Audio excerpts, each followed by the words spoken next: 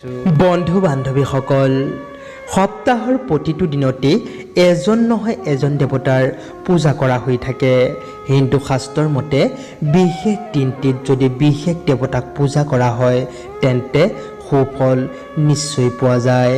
মঙ্গলবাৰ দিনটি হৈছে হনুমানজীক পূজা কৰা দিন। এই দিনটিত হনুমানজীক পূজা কৰিলে পাৰিবাৰিক শান্তি আহে আৰু ঘৰখনত অশুভ শক্তিৰ প্ৰৱেশ কোনোদিন নঘটে আৰু অনেক উপকাৰ লাভ কৰিব পৰা যায়। হনুমানজীৰ পূজা একাধিক ক্ৰমে কৰিলে বহুতো সুফল লাভ কৰিব পৰা যায়।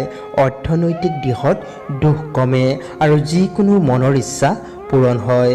প্ৰত্যেক মঙ্গলবাৰে হনুমানজীক পূজা কৰিলে মনৰ ইচ্ছা পূৰণ হ'বলৈ বেছি সময় নালাগে। এইটো মনা হয় যে হনুমানজীক দৃঢ় বিশ্বাসেৰে পূজা কৰিলে মনে বিচৰা ধৰণে চাকৰি আদি পোৱাৰো সম্ভাৱনা থাকে। সেয়েহে আজি নতুন বছৰৰ প্ৰথমটি মঙ্গলবাৰ।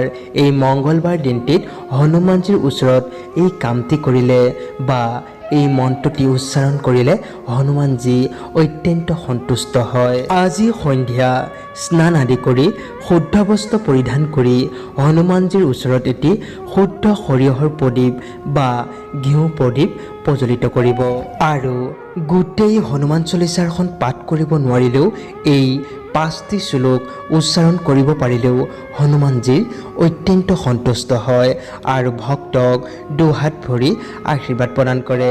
এই শ্লোক কেইটা হৈছে: 1 নম্বৰতে ৰামদূত অতুলিত বলধামা অঞ্জনী পুত্ৰ পৱন সুতনামা। হনুমান পূজাৰ সময়ত এই মন্ত্ৰ উচ্চাৰণ কৰিলে আপুনি সমস্ত ৰকমৰ শাৰীৰিক ও মানসিক যন্ত্ৰণাৰ পৰা মুক্তি পোৱা যায়। 2 নম্বৰতে মহাবীৰ বিক্ৰম বজৰংগী কুমতি নিবাৰ সুমতি কে সংগী।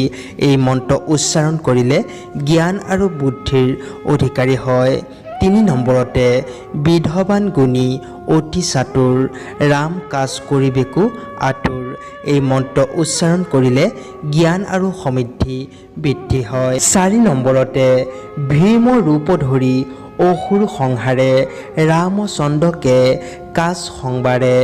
এই মন্ত্ৰ উচ্চাৰণ কৰিলে শত্ৰুৰ পৰা মুক্তি পোৱা যায়। 5 নম্বৰতে লাই সঞ্জীৱন লক্ষ্মণ জীয়াই শ্ৰী ৰঘুবীৰ হৰষি উৰলাই। এই মন্ত্ৰ উচ্চাৰণ কৰিলে ৰোগ ব্যাধিৰ পৰা মুক্তি পাব আৰু সুফল অৱশ্যেই লাভ